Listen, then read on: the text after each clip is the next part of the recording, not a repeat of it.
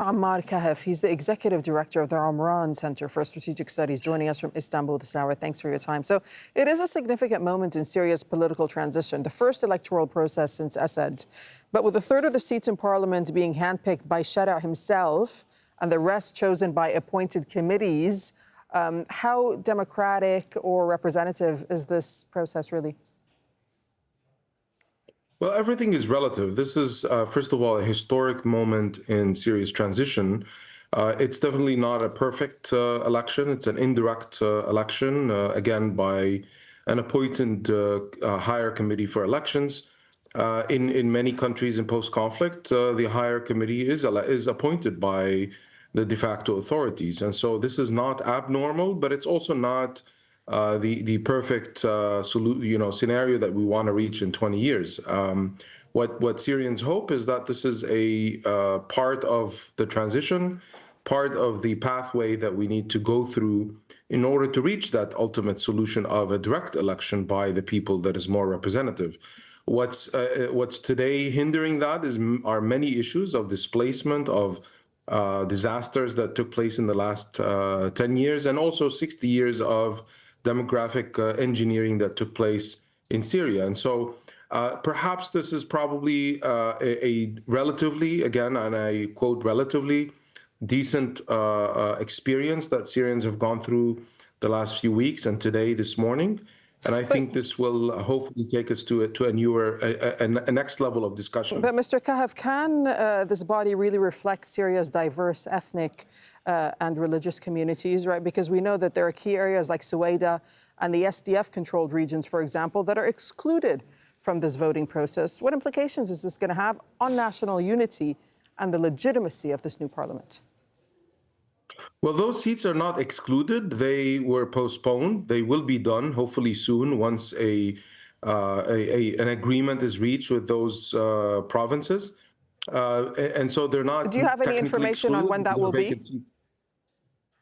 I don't have any information. I mean, this is up to the discussions that are taking place. For Suwaida, there was a process introduced by Jordan and the United States, and we hope that these things will move on unfortunately at a slow pace. But for Northeast Syria, I hope that these seats will be filled within the next 2 to 3 months by the end of the year.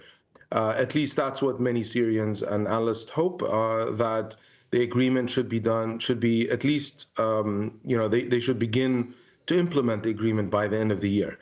And I certainly hope there's a lot of discussions among Syrians in Northeast on why and how they could be further included. But those seats are empty, are vacant, are awaiting for such an agreement to take place.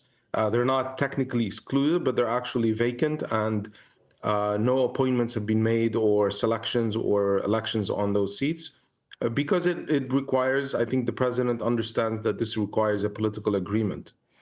And in terms of the political and economic challenges, you were alluding to those just a moment ago. What would you like to see as the top priorities for this new parliament going forward that it absolutely must address? And do you think this new parliament has the political will to do so?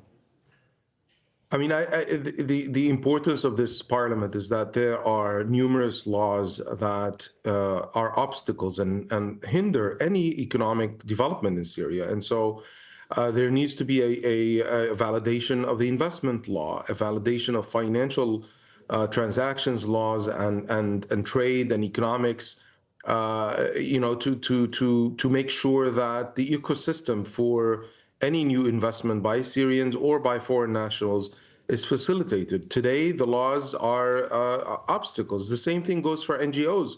We have an NGO law that dates back to the era of the union with Egypt by Jamal Abdel Nasser, and so which is very horrendous and very very restrictive to NGOs and nonprofits. So the same that goes to the business sector applies to the nonprofits, applies to many sectors in Syria. We have about at least 70 laws that pertain to the operations of the military and the security agencies, right? Its authorities, its regulations and accountability as well. Okay, Ammar Kahf, you're the executive director of the Ammar Center for Strategic Studies, speaking to us from Istanbul this hour. Thank you. Thank you.